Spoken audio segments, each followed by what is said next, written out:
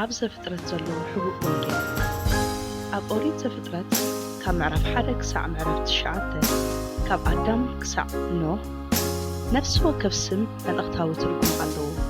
እግዚአብሔር በቲ ደረት ኣልቦ ጥበቡን ዘይምርመር ፍልጠቱን ብመደብ ዝነደፎ ደኣ እምበር ብኣጋጣሚ ዝኾነ ነገር ኣይኮነን። ኣምላኽ ካብ ጥንቲ ዝመደቦ ናብዞም 10 ወለዶታት ኣስማቶም ትንቢት ቃሉ ሓቢኡ ኣሎ። ኣስማት እቶም ቀዳሞት 10 ወለዶም ትርጉሙን እስዕ እዩ። ኣዳም ወዲ ሰብ፣ ሴት ተመዚዙ ወይ ተሸይሙ፣ ሄኖስ መዋቲ፣ ቃይናን ሓዘን። መሃላለል ብሩኽ ኣምላኽ፣ ያሬድ ክወርድ እዩ፣ ሄኖክ ክውፈ ወይ እውን ክምህር፣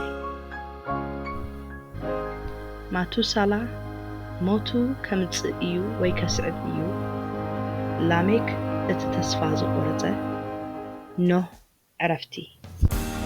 ማርሲ ወለዶ ካብ ኣዳም ክሳዕ ኖህ እዚ ስዕብ እዩ።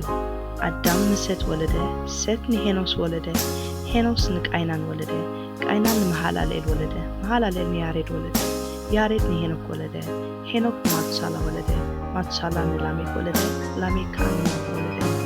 ትርጉም ዘን ኣስማት እዚአን እዚ ስዕብ እዩ። ወዲ ሰብ ተመዚዙ ወይ ተሸይሙ፣ መዋቲ ጓሂ ወይ ሓዘን፣ ብሩኽ ኣምላኽ ክወርድ እዩ፣ ክውፈ ወይ ክምህር፣ ሞቱ ከምጽእ እዩ፣ እቲ ተስፋ ዝቆረጸ ዕረፍቲ። እተን 5 ናይ ሙሴ መጻሕፍቲ ብዕብራይስጥ እየን ዝተጻሕፋ። ስለዚ ድማ ቃል ብቓለን እዘን ትርጉም ናይዘን 10 ኣስማት ብዕብራይስጥ ከም ዝስዕብ ይጽሓፍ። ስለዚ ድማ ካብቲ መበቆላዊ ጽሑፍ ክትርጎም እንከሎ ዝበለጸን ዝነጸረን ሓሳብ ይህብ። ከም ዝስዕብ ድማ ይትርጎም። ወዲ ሰብ ሓላፍን ንሞት ዝተመደበን ክነሱ፣ እቲ ብፁዕ ኣምላኽ ግና ክወርድ እዩ፣ ሞቱ ድማ ነቶም ተስፋ ዝቆረጹ ንጽናዕ ከም ዘምጽእ ይእውጅ።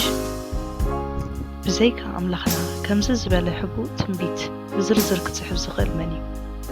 ነቲ ቅድሚ ምስራት ዓለም ዝመደቦ ሓደ ወዱ ንኸድሕነና ከም ዝልእኾ ኣብ ኣስማት ወለዶታት ትንቢት ክስውር ዝኽእል ፍልጠቱ ከቶ ኣይብጽሕን፣ ቃሉ ድማ ንዘለዓለም